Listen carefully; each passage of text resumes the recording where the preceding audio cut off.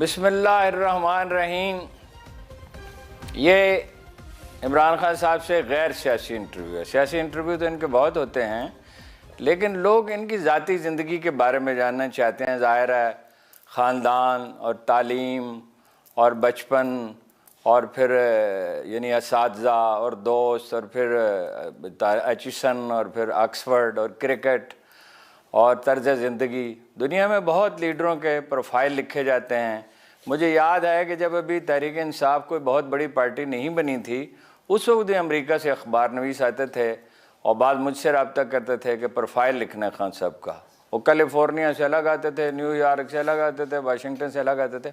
ہمارے ہاں اس کا رواج نہیں ہو سکا، معلوم نہیں کیوں، اور اب اخبارات کم پڑھے جا رہے ہیں، تو ٹیلی ویژن میں ہی ہماری تو کوشش یہ ہوگی کہ اگر پھر وقت مل سکے تو لمبی بات کریں، لیکن آج جتنا مختصر سا ٹائم ہے، ظاہر ہے 40 منٹ کا، تو ان کی غیر سیاسی جو زندگی ہے اس پہ بات کرتے ہیں۔ ظاہر ہے وہ سیاست پہ اثر انداز ہوتی ہے، آدمی کی شخصیت کی تشکیل کس طرح ہوتی ہے، کن سے وہ سیکھتا ہے، اور ظاہر ہے کہ آدمی کی شخصیت 3 سال کی عمر میں آدھی سے زیادہ مکمل ہو جاتی ہے اور 14 سال کی عمر میں بالکل مکمل ہو جاتی ہے۔ تو خان صاحب آپ نے لاہور میں اس دن یہ کہا جب اخبار میں سے بات کر رہے تھے کہ آپ کا 60s کا عرصہ جتنا اچھا تھا، 70s کا اس سے اچھا تھا، بعد کا اس سے اچھا تھا، مسلسل یعنی لرن کرنے کا پروسیس جاری رہا۔ تو سوال یہ ہے کہ غیر سیاسی زندگی اچھی تھی یا سیاسی زندگی اچھی ہے، اور فرق کیا ہے دونوں میں؟ تو پہلے تو میں اس کے اوپر کامنٹ کر دوں ہارون۔ دیکھیں، ایک حدیث ہے کہ جب سے تم پیدا ہوتے ہو اور جب تک قبر میں نہیں جاتے علم سیکھو۔ ٹھیک ہے، یعنی یہ اس کے لیے انسان کو ایک مسلسل جد و جہد کرنی چاہیے اپنے آپ کو امپروو کرنے کی۔ میں جہاں تک میں سمجھاؤں، جب آپ علم کی جستجو کرتے ہیں تو وہ آپ کو سٹرگل کرنی پڑتی ہے۔ تو ساری یعنی اللہ کا بیسکلی حکم یہ ہے کہ جو آپ کی زندگی ہے سٹرگل کے لیے، اور سٹرگل میں انسان سیکھتا ہے اور اس میں گرو ہوتا ہے، اس میں ایوالو ہوتا ہے، اس میں چینج ہوتا ہے۔ آپ نے شروع میں کہا کہ بیسک پرسنالٹی، تو آپ نے کہا کہ بیسک کیریکٹر تو فارم ہو جاتا ہے بڑی جلدی، لیکن جو چینجز آتے ہیں وہ آپ کی زندگی میں سٹرگل سے آتے ہیں۔ جو انسان مار کھاتا ہے نا، جب یعنی میں آپ کو ایک مثال دیتا ہوں کرکٹ کی، کہ وہ جو آپ مثلا محنت کرتے ہیں، بڑی ٹیسٹ سیریز آ رہی ہے، آپ کا کوئی بڑا میچ آ رہا ہے، ورلڈ کپ آ رہا ہے، اور آپ اس کے لیے ایکسرسائز کرنی پڑتی ہے، ٹریننگ، کیونکہ آپ کو دنیا میں مقابلہ ہو رہا ہے بیسٹ ٹیموں کے ساتھ، تو اس کے لیے بڑی محنت کرنی پڑتی ہے۔ تو جو مثلا میں آپ کو بتاؤں ورلڈ کپ، میں نے بڑی محنت کی تھی، جو آخری ورلڈ کپ ہم جیتے، میں نے بڑی محنت کی اس سے پہلے، کیونکہ میں تقریباً 40 سال کا ہونے لگا تھا، اپنی پیک سے تو نکل گیا تھا، لیکن میں نے بڑی محنت کی کیونکہ مجھے پتا تھا آخری دفعہ کھیلنا۔ تو 2 دن پہلے ورلڈ کپ سے میرا یہاں شولڈر کا رپچر ہو جاتا ہے، اور ڈاکٹر کہتا ہے کہ آپ کھیل نہیں سکتے 6 ہفتے، یعنی ورلڈ کپ آپ نہیں کھیل سکتے۔ تو لیکن آخر میں ہم نے بتایا بھی کسی کو نہیں ٹیم کو، اور میں جب کھیلا ٹیکے لگا کے بڑی مشکلوں سے کھیلا، لیکن وہ جو ڈس اپوائنٹمنٹ، وہ جو مایوسی ہے نا، وہ ایک یعنی وہ کوئی جان ہی نہیں سکتا جس نے زندگی میں کوئی بڑے اپنے آپ کو ایمز نہ رکھے، اور پھر جتنا آپ اوپر سوچتے ہیں پھر اتنا نیچے گرتے ہیں۔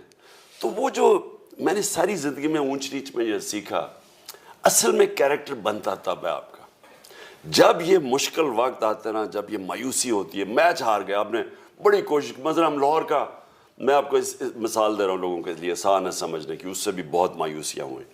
لاہور کا سیمی فائنل ہار گئے، جو فیورٹ تھی پاکستان 1987 میں جیتنے کے۔ تو وہ جو مایوسی ہوتی ہے نا، جب آپ یعنی آپ پوری جان مارے اور پھر آپ ہار، وہ اصل میں آپ کا کیریکٹر بنتا ہے جب آپ اس مایوسی سے ڈیل کیسے کرتے ہیں، کیسے کوپ کرتے ہیں، کیسے آپ اس سے اپنے آپ کو نکالتے ہیں۔ انسان کا کیریکٹر تب بننا شروع ہوتا ہے۔ اس لیے جب یہ جو لیڈر ہوتا ہے نا، لیڈر ہوتا ہی وہ ہے جو سٹرگل کر کے اونچ نیچ، جو ہمارے نبی صلی اللہ علیہ وسلم دنیا کے سب سے عظیم لیڈر، لیکن اللہ نے، میں نے کئی دفعہ سوچا کہ ان کی اتنی مشکل زندگی تھی، یعنی جو 13 سال تھے ان کے مکہ میں، بڑی مشکل زندگی تھی، ہر قسم کی مشکل، بلکہ اس کے بعد بھی ان کی مشکل زندگی تھی، جب جنگ خندق میں یعنی کھانا نہیں تھا بڑا۔ تو جہاں تک مجھے سمجھ آئی ہے کہ اللہ ہمیں جب کہتا ہے نا کہ ان کی سنت پہ چلو، ان کی زندگی سے سیکھو، تو وہ سب سے عظیم لیڈر کو بھی اللہ نے اپنے حبیب کو سٹرگل کروائی، یعنی اس کو برے وقت دکھائے، اونچ نیچ، اسی سے کیپیسٹی بلڈنگ ہوتی ہے. اور ہمیں یہ بتایا کہ یہ ہے طریقہ. یہ نہیں کہ جس طرح یہاں لیڈر ہے، میں باپ ہے تو میں بیٹی تیار ہوگی، وہ ادھر ہے تو میں پرچی مل گئی تو میں لیڈر. اس طرح یہ جو سٹرگل ہے نا، یہ انسان کو بھی بناتا ہے اور خاص طور پہ لیڈر کو بناتا ہے. کیونکہ لیڈر کی باقی لوگوں سے سب سے بڑی کیا کوالٹی ہونی چاہیے؟ پریشر لینے کی. وہ پریشر تب لے گا جب وہ ساری زندگی پریشر سے گزرتا رہے. اچھا، یہ آپ کو یاد ہوگا جب ہم ٹیکسلا سے آ رہے تھے تو چودھری نثار نے کہا کہ ٹیم کا کیپٹن تو میں تھا، یہ تو اپنے 12 نمبر پہ تو گیند کبھی وکٹوں میں جاتی نہیں تھی. تو یہ کیسے کرکٹ سے عشق شروع ہوا اور کیسے پھر یہ ڈیولپ کیسے کیا؟ یعنی ایچیسن میں رہتے ہوئے تو آپ کوئی کرکٹر نہیں تھے، یعنی شامل تو تھے ٹیم میں. اچھا، چودھری نثار خیر اتنی 50 سال کے بعد میموری کمزور ہو جاتی ہے. ایچیسن کا میں سب سے بہتر کھلاڑی تھا. اچھا. اور میں اصل میں نہیں، کیپٹن چودھری نہیں تھا؟ مجھے یاد نہیں کہ نثار کیپٹن. میں کیپٹن نہیں، میں 2 سال کھیلا تھا ایچیسن کی ٹیم سے، میں کیپٹن نہیں تھا. اچھا. لیکن میں کھلاڑی، مجھے ذرا کلرز ملتے ہیں جب آپ سب سے پرفارم اچھا کرتے ہیں.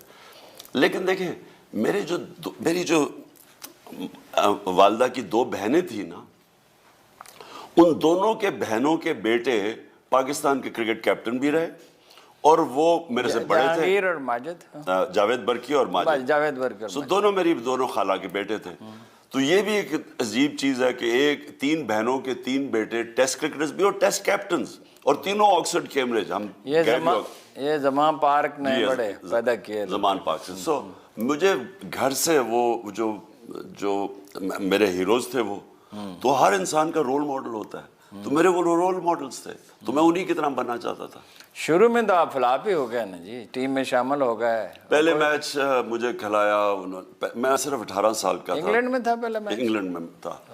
تو میں جب وہاں کھیلا تو 18 سال کا، یہاں کرکٹ بھی کوئی کوالٹی کی نہیں تھی، انگلینڈ کی ٹیم بہت اچھی تھی.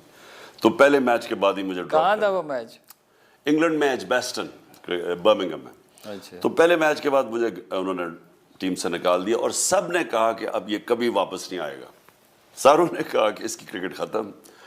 مجھے یاد ہے کہ اخبار میں لکھا ہوا تھا عمران خان نہیں، عمران کانٹ، یہ کھیل نہیں سکتا، یہ کھیل نہیں سکتا.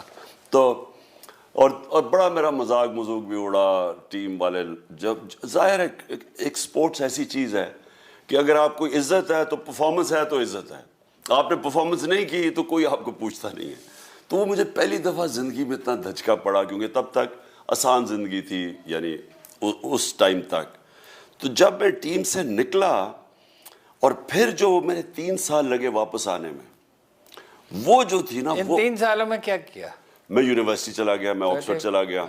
تو میں پڑھ بھی رہا تھا، تو میں پھر گرمیوں میں کرکٹ کھیلتا تھا آکسفورڈ کے لیے. داخلہ بھی وہ کرکٹ کی بنیاد پہ ملا نا؟ اوورسیز. اور آپ کی جو اوورسیز ہیں اس کے لیے وہ کرتے ہیں. اور پھر ہاں کرکٹ بھی، اسپورٹس مین بھی، ایک انٹرنیشنل کرکٹر بھی تھا. تو میں آکسفورڈ میں، یہ 3 سال کا کورس تھا؟ 3 سال کا کورس تھا، جو میں نے اصل میں 2 سال میں کیا. اور وہ اس میں سب سے زیادہ گرو کیا. ایک تو میں اس لیے گرو کیا کہ وہ پڑھائی اتنی مشکل تھی. کیونکہ دیکھیں، بہت مشکل ہے ہارون، آپ نے ایک چیز ریئلائز کرنی ہے.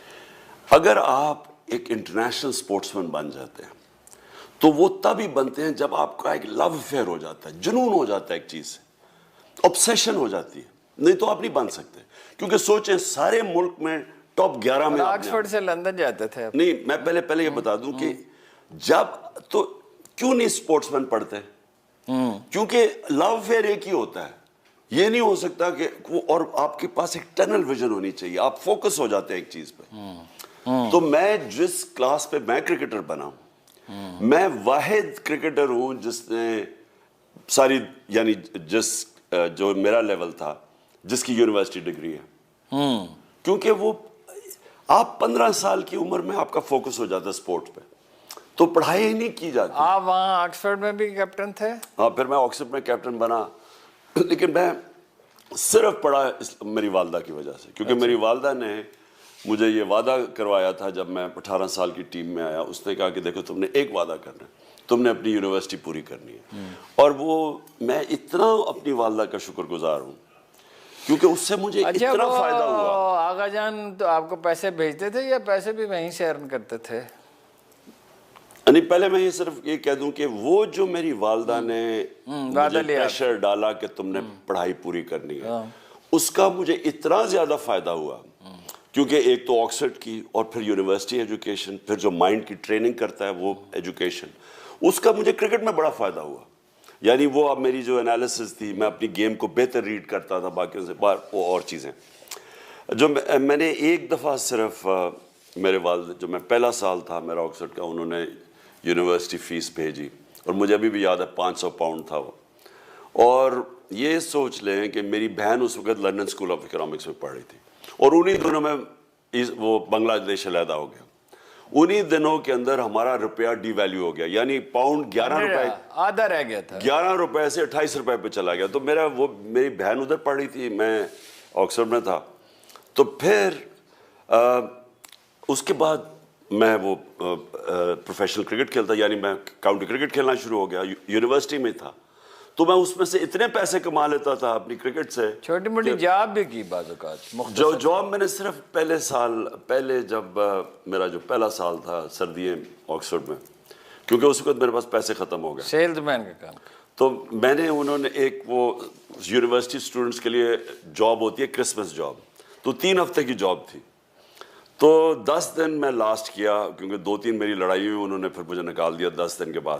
نوکری کے قابل تو آپ لیکن ان 10 دنوں میں میں نے اتنا پیسہ کما لیا کہ میرے کوئی اگلے 2-3 مہینے وہ بالنگ ایکشن آپ نے مجھے بتایا تھا, ایک دم سے برآمدے میں بیٹھے ہوئے تھے, بالنگ ایکشن میں آپ نے کہا کہ میں نے خواب میں دیکھا.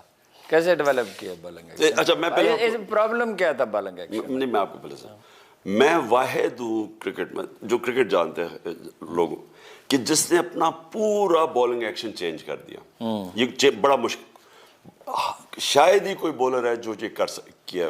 خیر میرے جس لیول پہ میں پہنچا تھا اس لیول پہ تو نہیں کیا, کیونکہ آپ کا ایک نیچرل بولنگ ایکشن ہوتا ہے. میرا جو بولنگ ایکشن تھا وہ جو میں بننا چاہتا تھا نا, وہ بولنگ ایکشن رکاوٹ بن گیا بیچ میں. تو سارے جو بھی ایکسپرٹس تھے, یعنی جو کرکٹ کے کوچز, وہ سب مجھے کہتے تھے کہ اگر تم نے چینج کرنے, جو بھی بولنگ ایکشن چینج کرتا ہے, جو اس کی نیچرل چیز ہے وہ بھی چلی جاتی ہے, وہ نہ تیتا رہتا نہ بٹے رہتا ہے. تو سب نے مجھے کہا نہ چینج کرو. لیکن میں بننا چاہتا تھا فاسٹ بولر, کیونکہ میں نے انگلینڈ میں ڈینس لیلی کو دیکھا جب میں 18 سال کا تھا. اس کو میں نے بولنگ کرتے دیکھا, وہ پہلی دفعہ ہم نے تیز بولر دیکھا, یہاں تو کوئی تیز بولر نہیں تھے. تو جب میں نے اس کو بولنگ کرتے دیکھا نا, تو میں نے کہا میں یہ بننا چاہتا ہوں.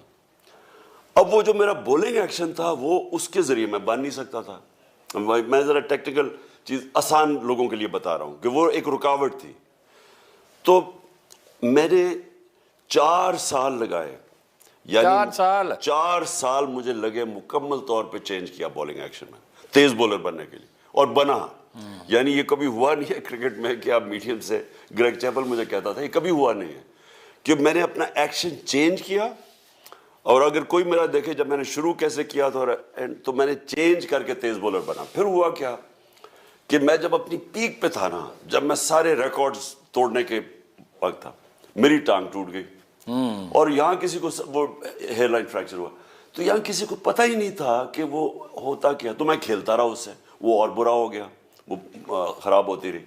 تو جب میں سارے, آپ سمجھے نا, پین نہیں ہوتا تھا, پین ہوتا, ہاں درد ہوتی تھی, لیکن میں تھوڑی دیر کے بعد پھر کھیل لیتا تھا, وہ ہیل ہی نہیں ہو رہا تھا.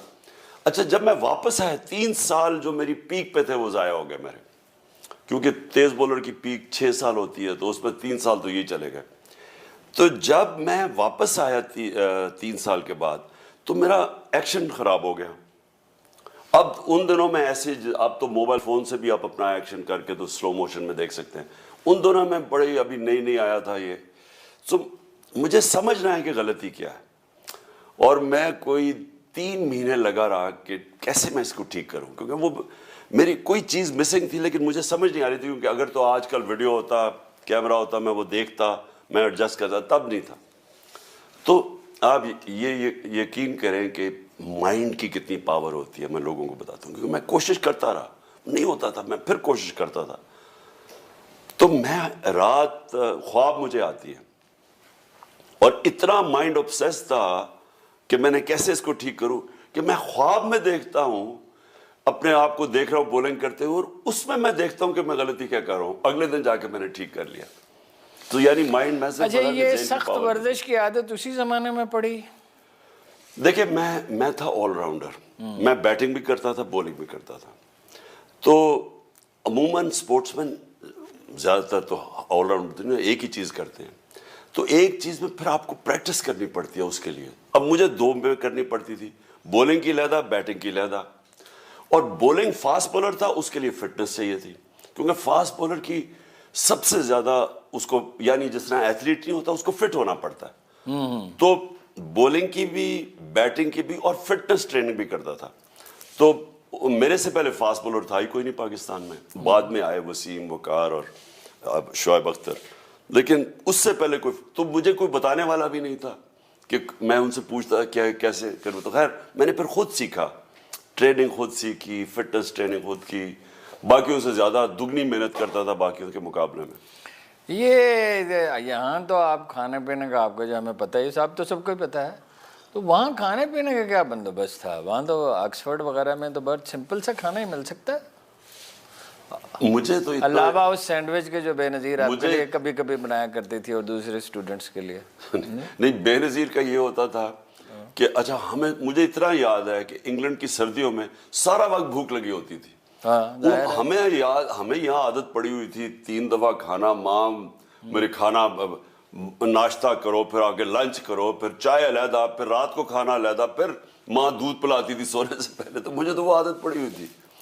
اب وہاں گئے ہم, تو وہاں مجھے یاد ہے کہ ہمارا اوپر ہوتا تھا, جب میں آکسفورڈ میں گیا تو ادھر وہ ڈائننگ روم ہوتا تھا, یعنی ڈائننگ روم سے کھانا کھایا, اترا تو پھر بھوک لگ گئی. تو مجھے اتنا یاد ہے سارا وقت بھوک لگی ہوتی تھی. سردی بھی اور ورزش بھی, 2 چیزیں.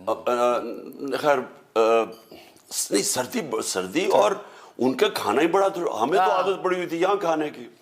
تو پھر مجھے یاد ہے پھر بے نظیر وہ دوسرے کالج میں ہوتی تھی, تو اس کے سنڈے کو نا اس کے ہوتی تھی وہ ایک اوپن ہاؤس کرتی, کیونکہ وہ یونین کا الیکشن لڑ رہی تھی, تو وہ ان کو بلاتی تھی.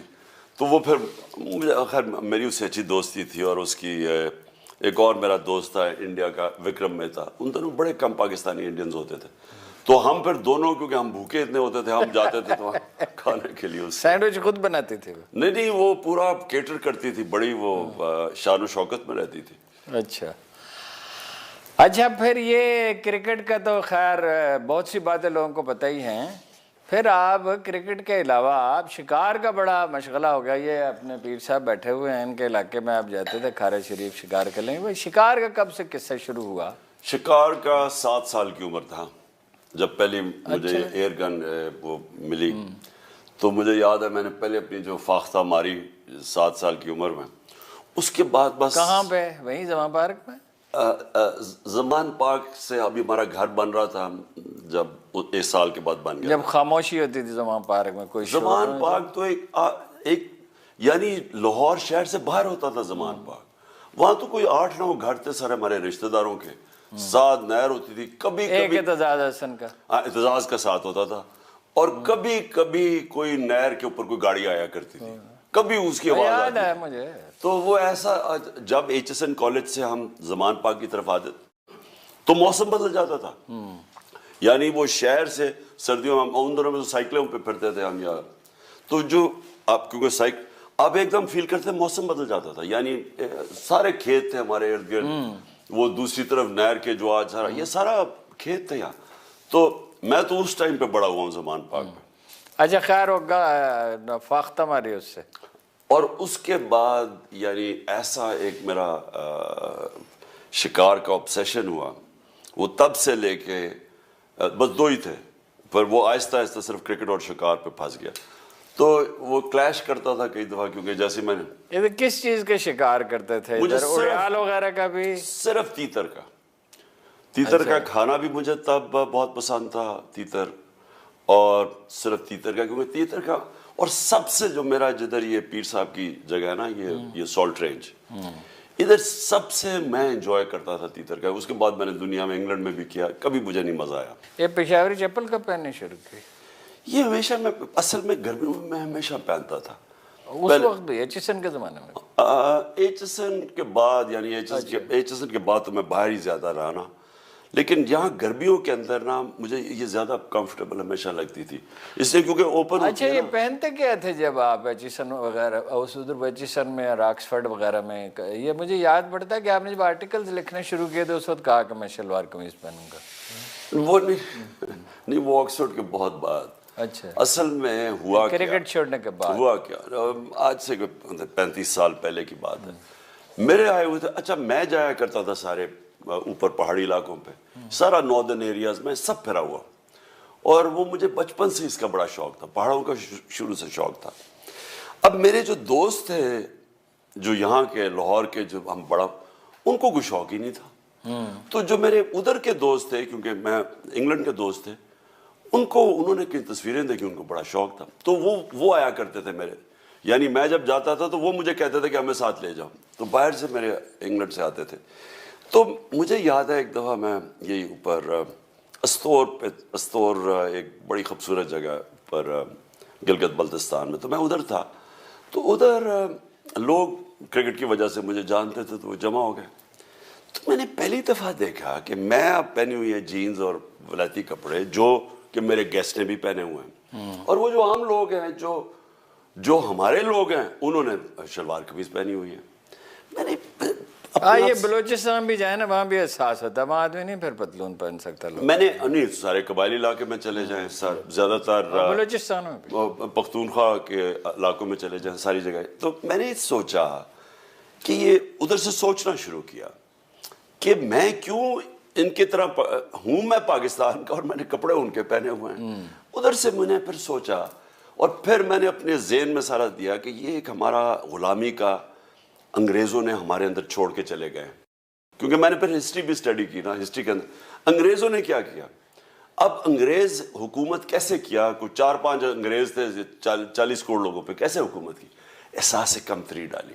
اور احساس کمتری کیسے ڈالی؟ جو مغلوں کی ایرسٹوکریسی تھی، جو ان کے گورنرز تھے یا ان کے جو صوبے دار یعنی پروونس کے چیفز تھے، ان کے کپڑے پہنا دیے انہوں نے اپنے بیروں کو. باہر جو کھڑے ہوتے ہیں ہوٹلوں کے باہر، وہ یہ مغل کی ایرسٹوکریسی کے کپڑے تھے، یعنی ان کی اشرافیہ کے کپڑے تھے، پگڑیاں، اور وہ یہ اشرافیہ کے کپڑے تھے. اور ان کو پڑھا دیے جو نیچے جو ان کا کیپٹن تھا، جو عبد الرحیم خانہ جو تھا وہ پہنتا تھا اس طرح کا، اور جو انگریزوں کے کپڑے تھے وہ پہنا دیے انہوں نے کیپٹن کو. اچھا اس سے ایک اور واقعہ یاد ہے. نہیں لیکن میں صرف آپ کو نہیں، لوگوں کو کہنا چاہتا ہوں. دیکھیں ہم ریلائز نہیں کرتے کہ اس سے کیا ہوا کہ آپ صرف یہ نہیں کہ ان کے کپڑے پہنے، انگریزی بولی، ایک پوری دوسری طرز زندگی، ایک دوسری آپ قوم کی کلچر کے غلام بن گئے، ذہنی غلام بن گئے. ٹھیک ہے. تو یہ میں نے تب سوچا یہ ٹھیک بات ہے، کہ ہم اپنے لوگوں کے اندر احساس کمتری پہ رہے کہ جی میں ایچسن سے تو میں پینٹ قمیض پہنی ہوئی ہے، وہ بیچارہ اردو اسکول. وہ انگریزوں کو خود اس کا بڑا تجربہ تھا نا، وائکنگز نے ان پہ رول کیا، نارمنز نے کیا اپنا، ایون فرینچ نے کیا، اور نارمنز، وائکنگز، رومنز، اور انہیں خود غلامی کا بڑا طویل تلخ تجربہ تھا نا جس سے انہوں نے سیکھا. اچھا وہ آپ نے کہا نا دوست آتے تھے وہاں سے، تو مجھے اتفاق سے ایک بات یاد آئی. آپ کو پتہ ہے نا کہ آپ تو یہاں ہوتے تھے، میں لاہور جاتا تھا تو کئی دفعہ آپ کے گھر میں ٹھہرتا تھا، آپ تو یہاں ہوتے تھے. تو وہاں کسی نے مجھے ایک واقعہ سنایا کہ جب ڈیانا وہاں آئی تھی، 2 واقعات سنائے. کہ ایک تو وہ اس نے کہا، اب اس کی تصدیق کریں یا تردید کریں کہ وہ ٹوٹی میں کرنٹ آ جاتا ہے بعض اوقات. اس نے کہا، آپ سے کہا بھائی اس میں تو کرنٹ ہے، اور کمرے میں اس نے کہا کہ وہ عمران گیا اور اس نے کہا کہ ہاں کرنٹ تو ہے، اور واپس چلا گیا. اور دوسرا مجھے بتایا انہوں نے کہ بھائی کہا کہ بھائی وہ منگوا لیں، بجلی کا کوئی بندوبست کریں، جنریٹر منگوائیں. تو کیا یہ صحیح ہے؟ آپ نے کہا بس نہیں، موم بتیاں منگوا لیں. نہیں ایسے اچھا زیادہ تھوڑا ہوا کیا کہ وہ آئی تھی، جب ڈائنا آئی تھی، ہم نے پیسے اکٹھے کرنے تھے شوکت عالم کے لیے. ابھی نیا ہمارا شوکت عالم کھلا تھا. اب پہلے ہم بنانے کے لیے پیسے اکٹھے کیے, اب چلانے کے لیے پیسے اکٹھے کرنے تھے, چلانے کے لیے تو زیادہ چاہیے تھے. اور وہ آئی ڈائنا. تو جب ڈائنا آئی تو ہم نے وہ میرے گھر ٹھہری ہوئی تھی. انہوں نے کیا کیا کہ انہوں نے نیچے وہی چھوٹا کمرہ جو ڈرائنگ روم کے سامنے, وہی میں ٹھہرتا رہوں گا. ہاں, تو اس نے اچھا انہوں نے کیا کیا, جو نیچے فنکشن کے لیے وہ جو لائٹنگ لوٹنگ لگا رہے تھے, انہوں نے کچھ اس طرح کا کیا کہ وہ بجلی کسی طرح پتہ نہیں کیسے وہ کنیکٹ ہو گئی کوئی ہمارے, وہ جب پانی چلاؤ تو اس میں سے, تو وہ بیچاری کو شوق پڑ گیا بیچاری ڈائنا کو. تو وہ مجھے یاد ہے ایسے ہوا. لیکن وہ بھی ویسے بڑی سادہ عورت تھی یعنی. اچھا, میری کوئی لائف سٹائل کبھی بھی ایسے نہیں ہوا کہ کوئی زیادہ ہی لگژری والی ہو, لیکن اس نے بڑے آرام سے رہی. اور تھی وہ مطلب جو بچے کے ساتھ اس کی تصویر تھی وہ کوئی نمائشی نہیں تھی, اس کو وہ دل سے دیکھیں لوگ, اسی لیے وہ رائل فیملی میں ایڈجسٹ نہیں کر سکی زیادہ. وہ آپ نے ابھی دیکھا نا کہ وہ پتہ نہیں آپ نے نوٹس کیا یا نہیں کہ لانسٹ جو دنیا کی ٹاپ میڈیکل میگزین ہے دنیا کے اندر, انٹرنیشنل ریکگنائزڈ, اس نے بھی کیا لکھا ہے, اس نے ہماری جو ہیلتھ کارڈ ہم نے نکالا تھا اس کی تعریف کی ہے کہ یہ جو ہیلتھ کارڈ ہے یہ امیر, پاکستان سے امیر ترین ملکوں کے اندر بھی اس طرح کی سہولت نہیں ہے. اور مریم کیا کہہ رہی ہے کہ یہ ہیلتھ کارڈ بند کرو, یا بھی وہ جو ٹیکس کہہ رہی ہے یہ بند کرو, یہ عمران کو فائدہ ہو رہا ہے. کہنے کا مقصد یہ ہے کہ یہ جو لوگ ہوتے ہیں نا, یہ جو مصنوعی طور پہ لوگوں سے ہمدردی دکھاتے ہیں کہ عورت کو پکڑ لیا ایسے کر کے, ڈائنا کی جینوئن تھی, وہ دل سے, یعنی وہ دل سے کرتی تھی لوگوں کے لیے. اور میں نے اس کو بڑا قریب, اس کے لیے رائلٹی میں کشش نہیں تھی, آدمیت انسانیت تھی اصل میں. اس کی بڑی اس کی تکلیف تھی زندگی. وقفہ کر لیں ناظرین, وقفہ کرتے ہیں پھر گفتگو یہیں سے شروع کرتے ہیں.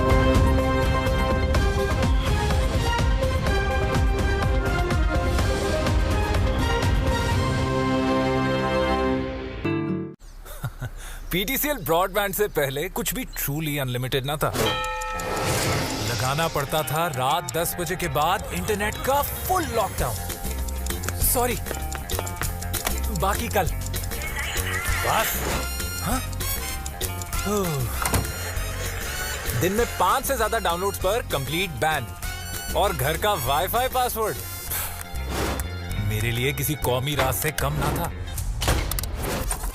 مگر پھر میں نے پی ٹی سی ایل کا براڈ بینڈ گھر منگوایا اور ہو گیا سب ٹرولی انلیمیٹڈ. اب دن رات چلتی ہیں ٹی وی روم میں بینچ پارٹیز, اور ڈاؤن لوڈز اینڈ سٹریمنگز بھی ہو گئی ٹرولی انلیمیٹڈ. رہا ہمارا وائی فائی پاسورڈ, وہ تو ہو گیا اب سب کو زبانی یاد. P T C L broadband گھر کے آیا, لائف ہو گئی ٹرولی انلیمیٹڈ.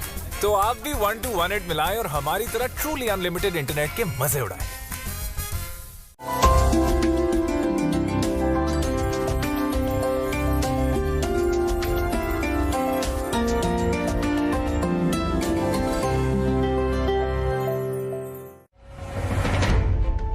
پاکستان آرمی کے سینئر ریٹائرڈ آفیسرز کے زیر نگرانی فورسز اسکول سسٹم کا نصب العین ہے. معیاری تعلیم ہر طبقے کی پہنچ میں.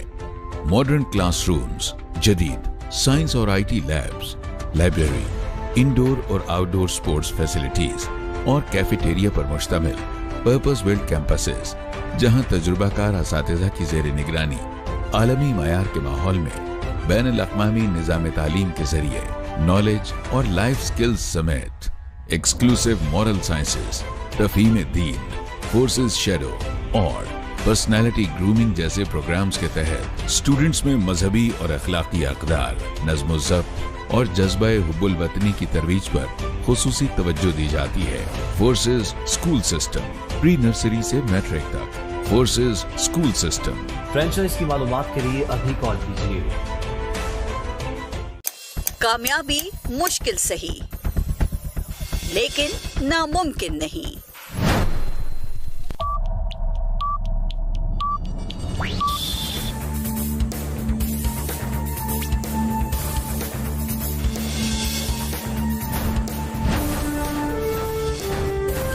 اس مشکل کو آسان کرتا ہے آپ کا اعتبار اور میرا اعتماد. دل جیتنے پڑتے ہیں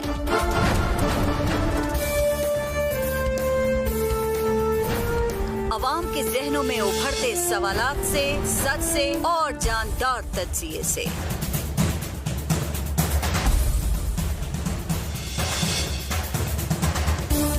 وہی جذبہ، وہی انداز، کامیابی کا نیا سفر۔ نیوز بیٹ وتھ پارس جہاں زیب، صرف سنو ٹی وی پر۔ دیکھیے پروگرام نیوز بیٹ وتھ پارس جہاں زیب جمعہ سے اتوار رات 10:03 پر۔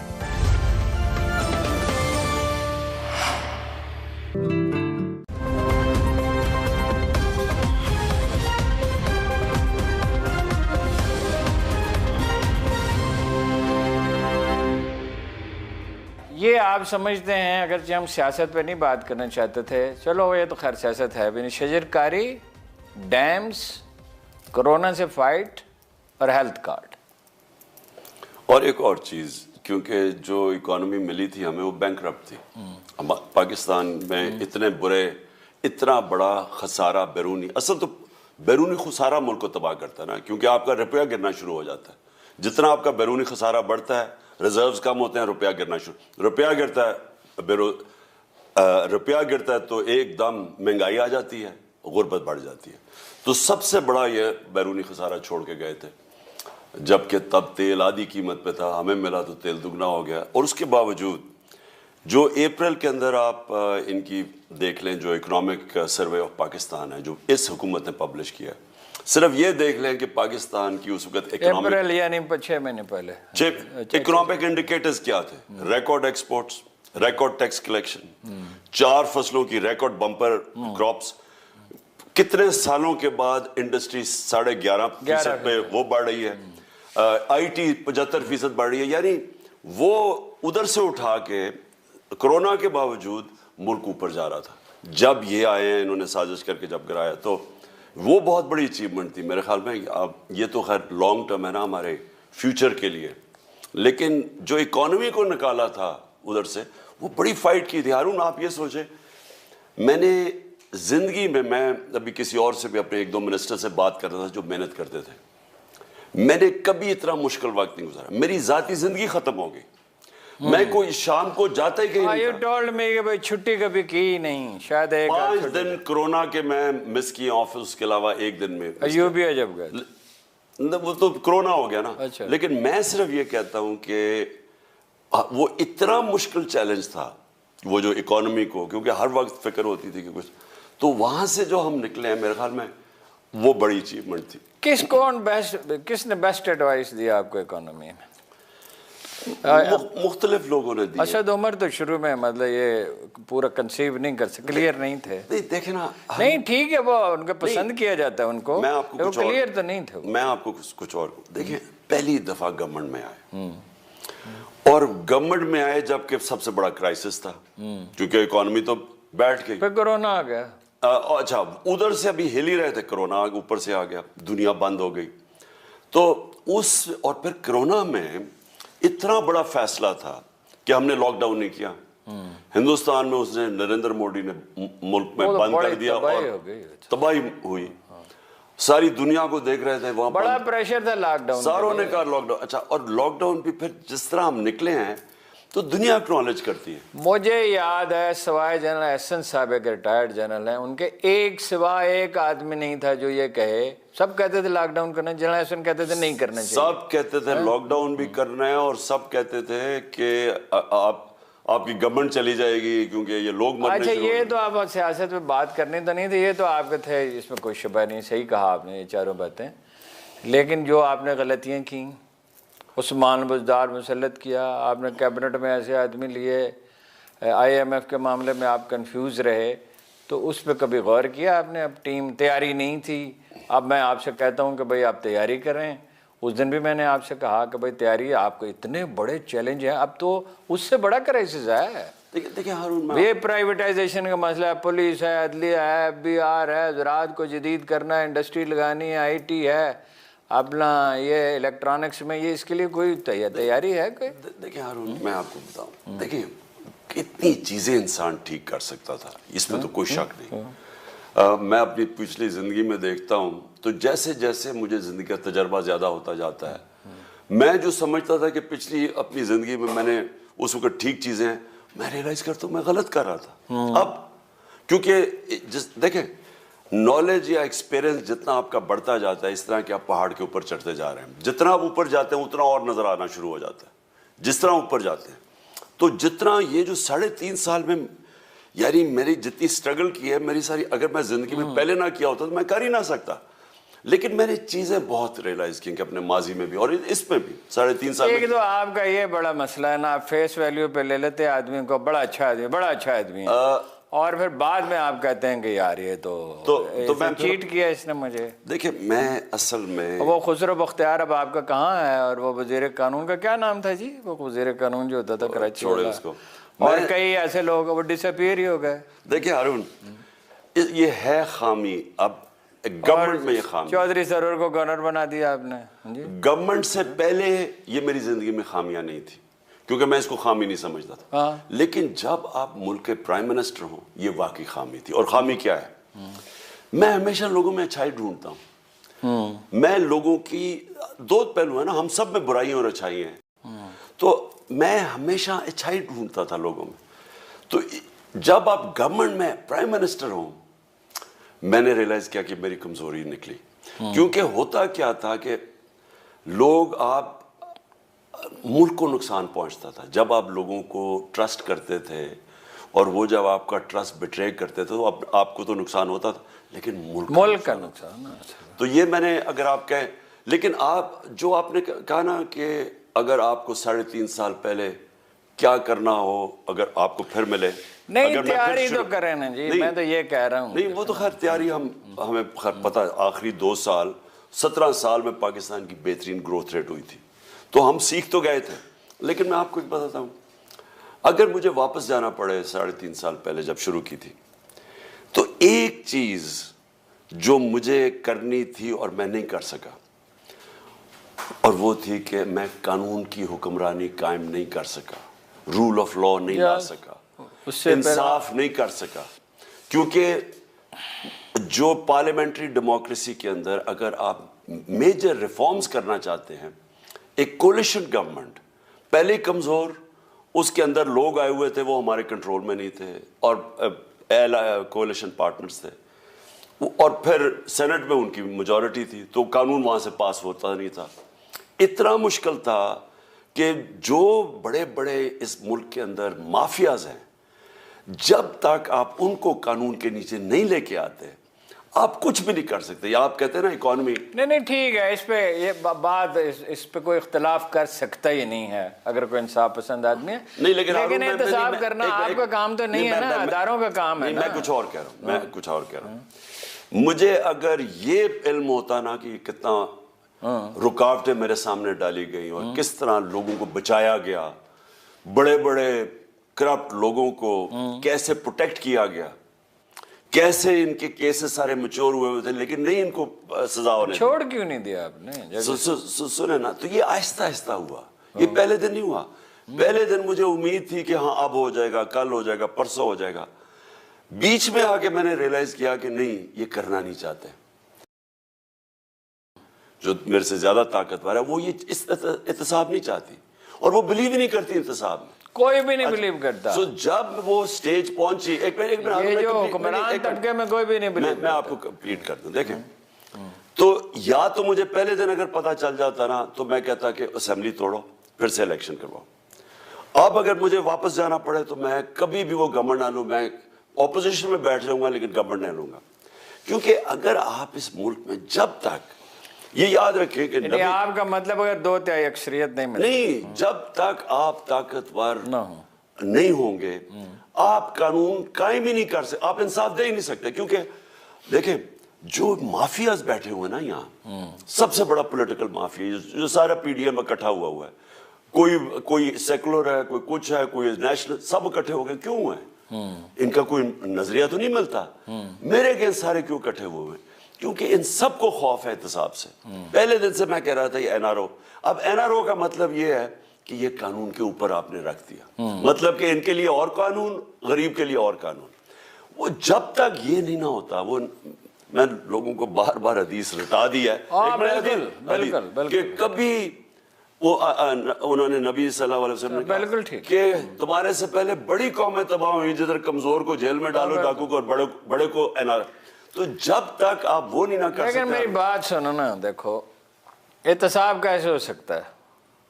پولیس ٹھیک ہو، ایف آئی اے ٹھیک ہو، اینٹی کرپشن ٹھیک ہو، نیب کا تو پتہ نہیں کیا ہوگا، مگر ایف آئی اے کر سکتی ہے. ادارے جو ہیں وہ انڈیپینڈنٹلی ایکٹ کریں، یعنی قانون کے دائرے میں وہ فیصلے کرنے کے لیے آزاد ہوں. آپ کا کیا کام؟ آپ کا کام تو نہیں ہے احتساب کرنا، آپ صرف پالیسی بنا سکتے ہیں اور نگرانی مانیٹرنگ کر سکتے ہیں. دیکھیے وہ تو حکمران طبقات تو کبھی بھی احتساب نہیں چاہتے، لیکن ہارون دیکھیں انڈیا میں بھی نہیں چاہتے. آپ نے یہ جو ساری چیزیں کہیں کہ یہ ایف آئی اے وغیرہ، یہ سارے سیکنڈ. اور عدالت، آپ کو نتیش کمار والی بریفنگ یاد ہے؟ مجھے تو وہ ساری بالکل آج تک پوری طرح یاد ہے. کیسے اس نے پولیس کو ٹھیک کیا، کرپشن ختم کی، سرکاری افسروں سے کام لینا شروع کیا، غنڈہ گردی ختم کی. لیکن سمپل چیز یہ ہے، سنگاپور کو لی کوان یو نے کیسے ٹھیک کیا؟ قانون کی بالادستی، صحیح ہے، انصاف قائم، احتساب کر کے لوگوں کو خوف. دیکھیں جب لوگوں کو خوف چلا جائے نا کہ میں چوری کروں گا، جرم کروں گا، میں پکڑا نہ جاؤں. اب یہ شاہ رخ جتوئی باہر آ گیا نا، سب کو سامنے قتل کر کے بچ گیا. جب تک لوگوں کو خوف نہیں نہ ہوگا قانون کا، بالکل ٹھیک ہے. آپ کبھی بھی اچھا، اور وہ کب ہوگا؟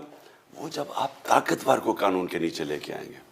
جب تک طاقتور قانون کے نیچے نہیں نہ آتا، جب تک یہ سرٹنٹی آف پنشمنٹ نہیں ہوتی. بالکل ٹھیک ہے. اب ہو کیا 95% ہے برطانیہ میں، 95%، یہاں ہے 5%.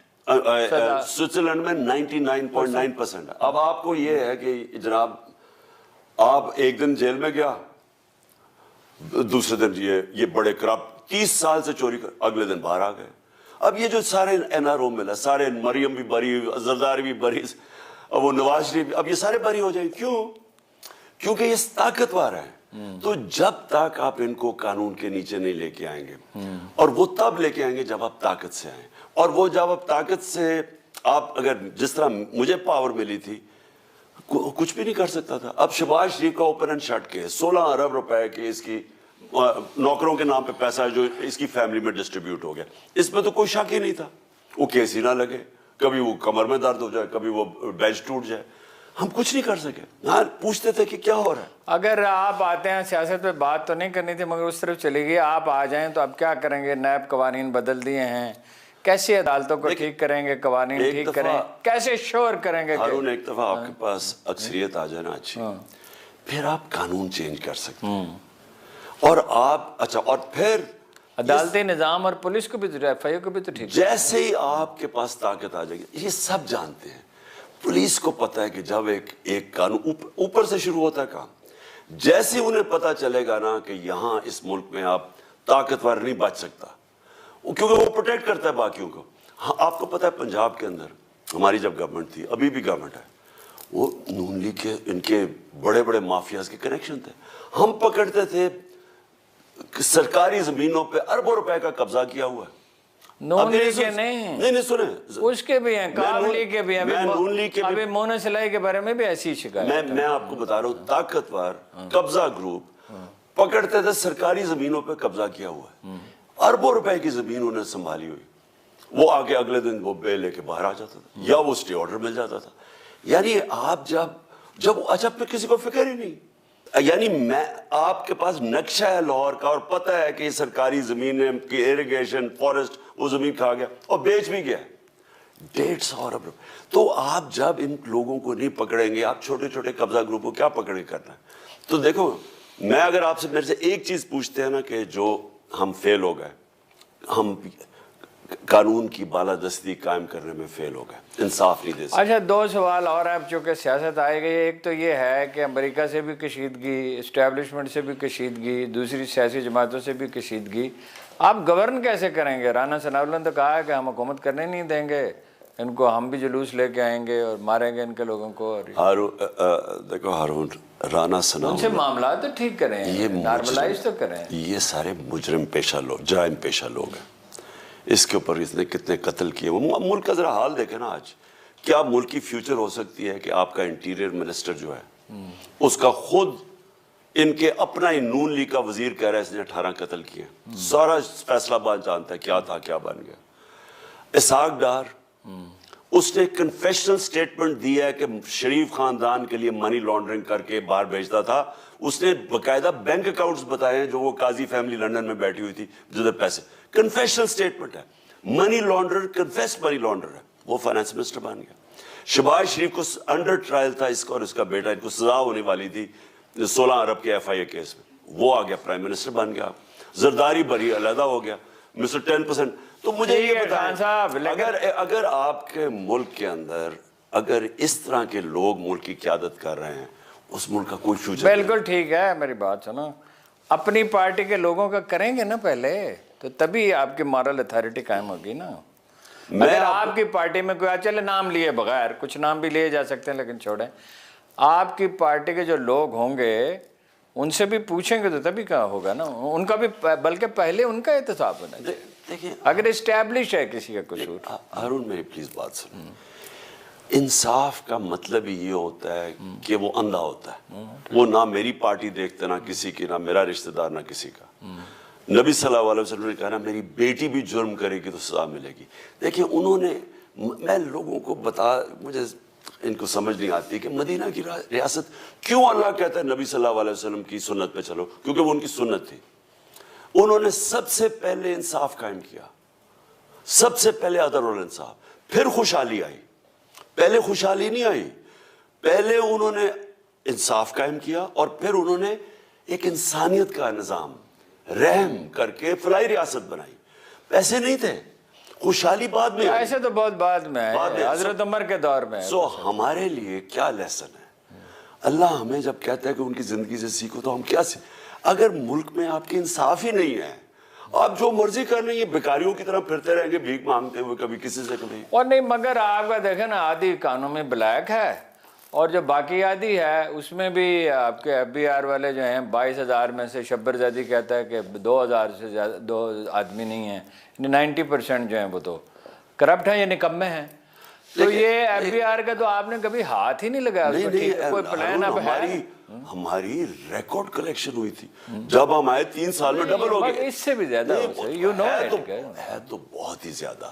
اس سے جتنی آپ نے کی اس سے دگنی ہو سکتی ہے, گریجولی آف کورس گریجولی ہوگی. لیکن پلیز میری ایک بات سننا, میں آپ کے 9% تھی نا, 11.4% پہ گئی ہے میکسیمم. میں آپ کو دیکھنے والوں کو ایک چیز بتانا چاہتا ہوں. دیکھیں, جب تک ایک قوم کے اندر خوف نہیں نہ ہوگا کہ میں جرم کروں گا اور میں پکڑا جاؤں گا, تب تک آپ جرم نہیں روک سکتے, کیونکہ کس کس کو پکڑے. اور لوگوں کو یہ اعتبار بھی ہونا چاہیے جو ٹیکس لیا جا رہا ہے وہ ٹھیک خرچ ہو رہا ہے. وہ ساری چیزیں بعد میں آتی ہیں.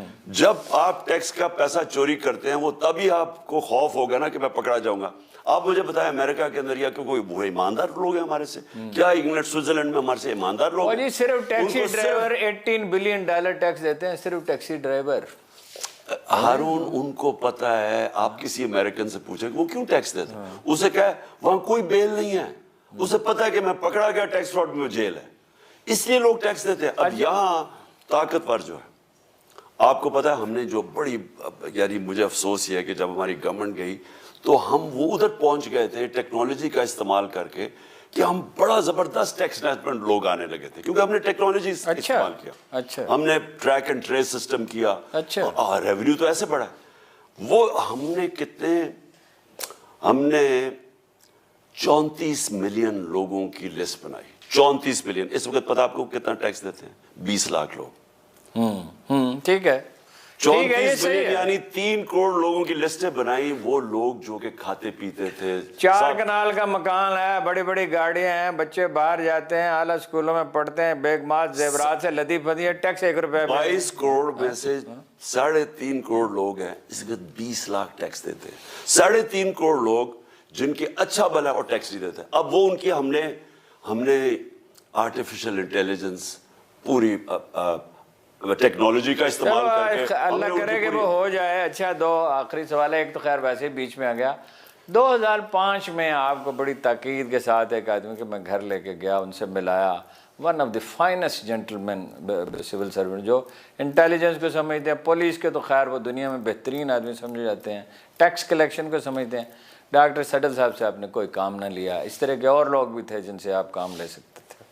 اصل میں میں ایک شخص کی وجہ سے نہیں کہہ رہا, यानी ये बेहतरीन टीम तो इन्हीं लोगों से कारोबार हुकूमत चलता है ना। देखिए, जब हम हुकूमत में आए ना पहली दफा, तो पहला साल तो फायर फाइटिंग में चला गया। मैं आपको अब बता रहा हूँ कि अगर मैंने सिर्फ 5 छुट्टियां ली, वो कोरोना की मुझे हो गया था, और 5 दिन घर से बाहर खाना खाया साढ़े 3.5 साल में, इसका मतलब कि सारा वक्त 5 दिन सिर्फ घर से शाम 5 दिन घर से बाहर खाना खाया। एक जमाना में तो खाते ही घर से बाहर थे, बहुत कम होता था। लेकिन जो मैं आपको कह रहा हूँ वो ये कि वो इतना ज्यादा आपके पास, आप जब आते हैं ना गवर्नमेंट में, वो और एक गवर्नमेंट बैंकरप्ट हुई हो, इतने ज्यादा आपको मसले फेस करने पड़ते हैं। क्या आप यानी दिन में सिर्फ 24 घंटे, इसलिए कह रहा हूं, लेकिन ये आप ठीक कह रहे हैं कि हमने अभी आपने शहजाद अकबर को लगा दिया, डॉक्टर सेटल ने कहा ना करें, मेरा उनसे तो रब्ता रहते था कि ये इसकी कैपेसिटी नहीं है। हमने कई चीजें नहीं, इसके शहजाद अकबर की बात नहीं कर रहा, कई जगह हमें पता चला कि हमने गलत लोगों को लगाया जब, और कईयों का पता ही तब चला जब आप उनको पोजीशन देते हैं, तभी पता चलता है कि वो ठीक है या नहीं। बातें बड़ी अच्छी करते हैं। बहरहाल मेरा ये ख्याल है कि हमें अपनी लड़ाई अंदरून मुल्क लड़नी चाहिए, और कौम जाग चुकी है और वो लड़ सकती है, और हम जानते हैं, हम अब हमारी अक्सरियत ये जानती है क्या करना चाहिए। सिविल अदारे पॉपुलर होने चाहिए, ताकतवर होने चाहिए, कानून की अमलदारी होनी चाहिए, इलेक्शन फौरी होने चाहिए, इस्तेहकाम होना चाहिए, अमन होना चाहिए।